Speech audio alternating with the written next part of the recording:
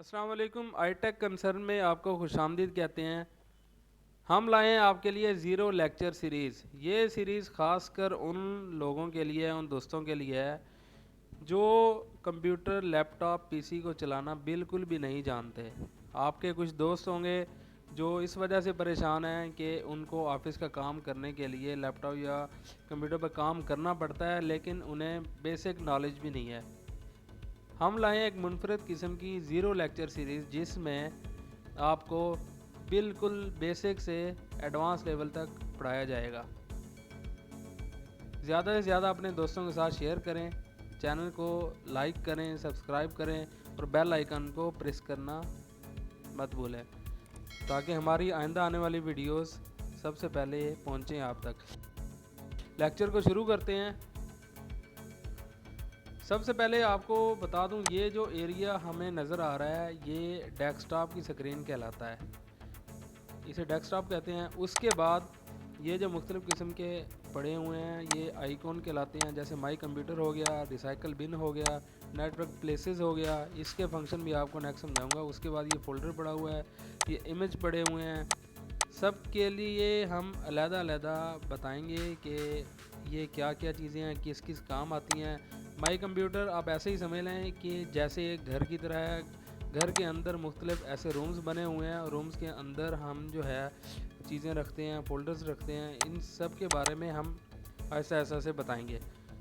इससे पहले मैं आपको बताना चाहता हूँ कि स्क्रीन पर आपको नज़र आ रहा है ये माउस की तस्वीर है, आपके सामने नज़र आ रहा है। इसमें दो क्लिक होते हैं, एक लेफ़्ट क्लिक होता है और एक राइट क्लिक होता है। जैसे ही आप लेफ़्ट क्लिक करेंगे तो ये सिलेक्शन हो जाएगी। अलबत्ता जब आप राइट क्लिक करते हैं तो उसका मेन्यू बाहर निकल आता है, प्रॉपर्टीज़ बाहर निकल आती है। ये प्रॉपर्टीज़ आ रही है डेस्कटॉप स्क्रीन की। अब मैं किसी और आइकॉन के ऊपर अगर क्लिक करूं तो आइकॉन की प्रॉपर्टीज़ होना शुरू हो जाएगी। अगर मैं रिसाइकल बिन के ऊपर क्लिक करता हूं राइट क्लिक तो इसकी प्रॉपर्टीज़ सामने आ जाएगी।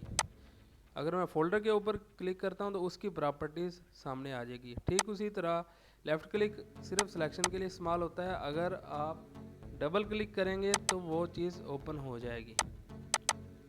काफ़ी क्विक लॉन्च बार भी होते हैं, आप सिंगल क्लिक से भी उस चीज़ को ओपन कर सकते हैं। अब ये डेस्कटॉप की मेन स्क्रीन के बारे में आपको पता चल गया होगा। उसके बाद है स्टार्ट मेन्यू। स्टार्ट मेन्यू के अंदर मुख्तलिफ़ किस्म के प्रोग्राम्स होते हैं। ये कंप्यूटर का ऐसे ही समझ लें कि मेन हिस्सा है जिसमें सारे प्रोग्राम इंस्टॉल हैं।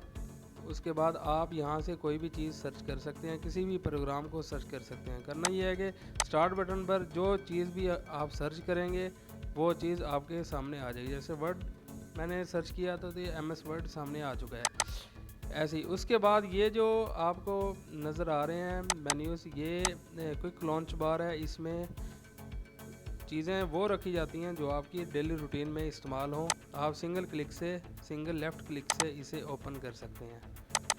उसके बाद ये हिस्सा जो है ये टास्क बार कहलाता है। इसके ऊपर टास्क जो भी हम ओपन करेंगे, मिसाल के तौर पर माई कंप्यूटर ओपन करूँगा तो ये हिस्सा टास्क बार के ऊपर आ चुका है। ये देखें, ये टास्क बार जो भी चीज़ें हम खोलते जाएंगे ये टास्क बार के ऊपर आती रहेंगी।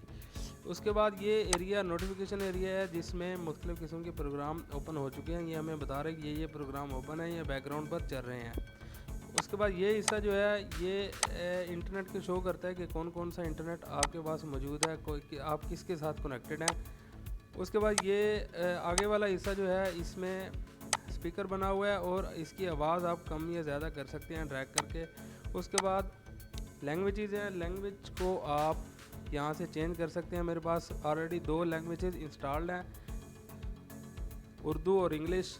इसके बाद आप और लैंग्वेज भी इंस्टॉल कर सकते हैं, ऐड कर सकते हैं। ऐड लैंग्वेज का भी तरीकाकार आपको बताया जाएगा। उसके बाद टाइम और डेट, इसको भी यहाँ से चेंज किया जा सकता है, इसका भी तरीकाकार बाद में बताया जाएगा।